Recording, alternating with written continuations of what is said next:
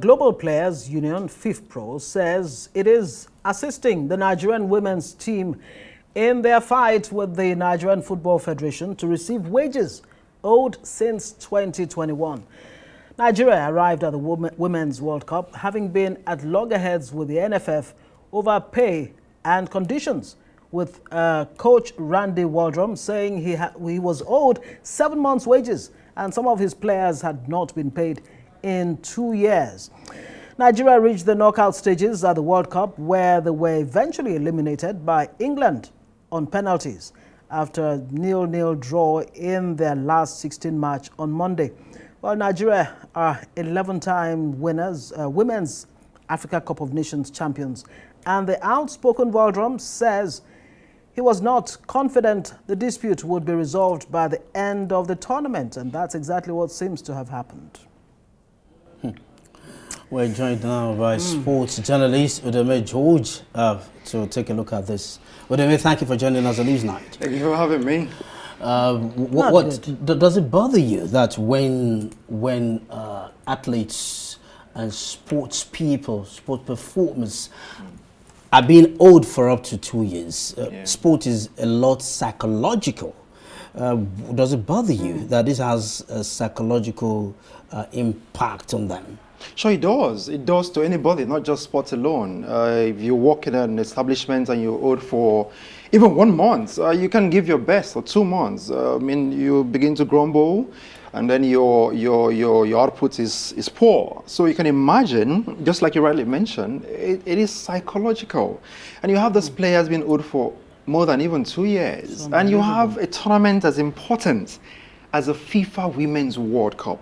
It is the biggest stage when it comes to world football for women's football in the world. And you can imagine preparation for the girls going into the World Cup. You can imagine the NFF and the coach of the Super Falcons exchanging words.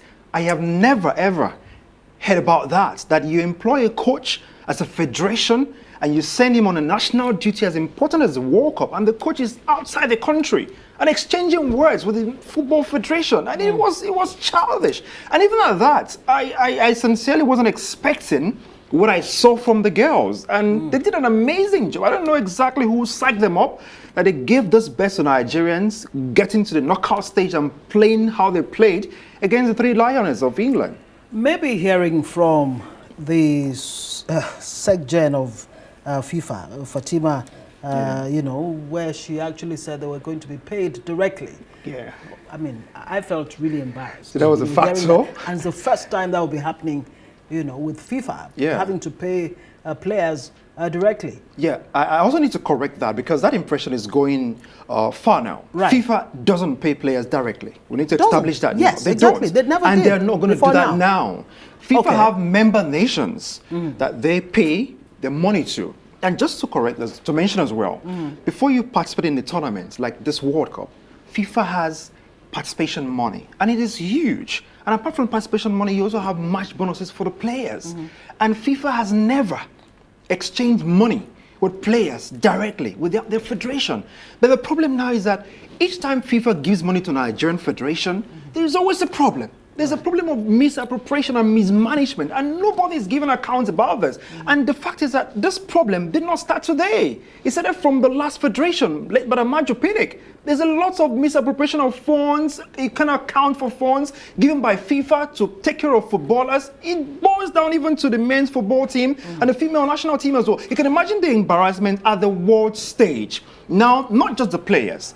FIFPro is coming in. Right. You saw the other day before the game against England, where I tweeted a former Arsenal football player. He tweeted, "Pay this girl." So it is a war stage now, and I feel that the government of Nigeria is also too careless about it, because football is it is very important, and you can keep quiet about it. Nigeria is embarrassed at this stage in the world. Yeah, now let me see. Fish starts to rot from the head. Everything rises and falls on the leader. Speak to us about your concerns with the leadership of the NFF. Okay, for I think the new leadership of the NFF, I don't know if they're up to 6-7 months. I need to be corrected. I'm not sure they've spent that amount of months in the office. But the rot started from the last administration, where it was led by Major Pinnick. He spent 8 years there. So from facts I also gathered, the federation is owing a lot of people. There is a backlog of payments meant to be done that was led by the former administration. And this players' crisis, this mess we're experiencing today, was also created by the former administration. Is it fair really to put all of the blame at the doorstep of the last administration? Because this has really been... Yeah, I am not speaking for the current administration. Even long before that. Not even the current administration, the Pinnick administration. I'm not speaking for him. Yeah, it is. As a sport journalist, right. I have the facts. Okay. Do you understand? So I have the fact and I know exactly the root cause of this problem.